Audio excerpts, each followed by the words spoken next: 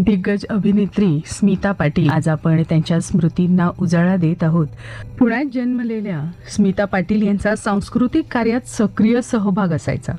प्रारंभीच्या काळात मुंबई दूरदर्शनवर वृत्तनिवेदिका म्हणून काम केल्यानंतर पुणे येथील फिल्म अँड टेलिव्हिजन इन्स्टिट्यूटमधून त्यांनी अभिनयाचं प्रशिक्षण घेतलं. त्यांना चित्रपटात अभिनयाची प्रथम संधी मिळाली ते श्याम बेनेगल यांच्याकडून.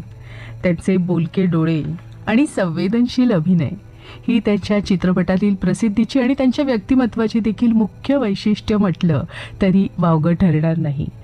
चित्रपटसृष्टीमध्ये स्मिता पाटील यांनी दिलेल्या योगदानाबद्दल त्यांना 1985 साली पद्मश्री पुरस्कारानं सन्मानित करण्यात आलं होतं.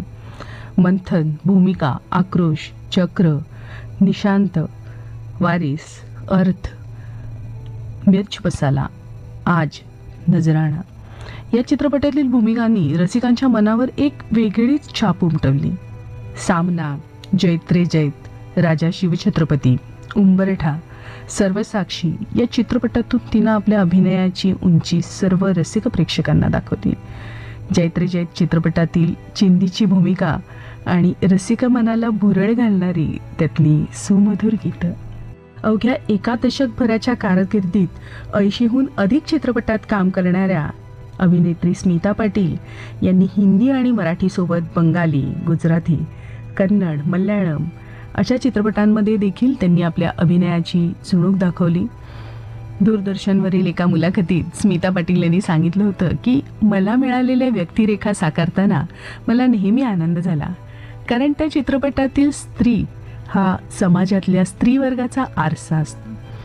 वास्तववादी व्यक्तिरेखा साकारल्यानंतर त्यातून पेटणारी आग ही प्रेक्षकांच्या मनात धगधगत राहते.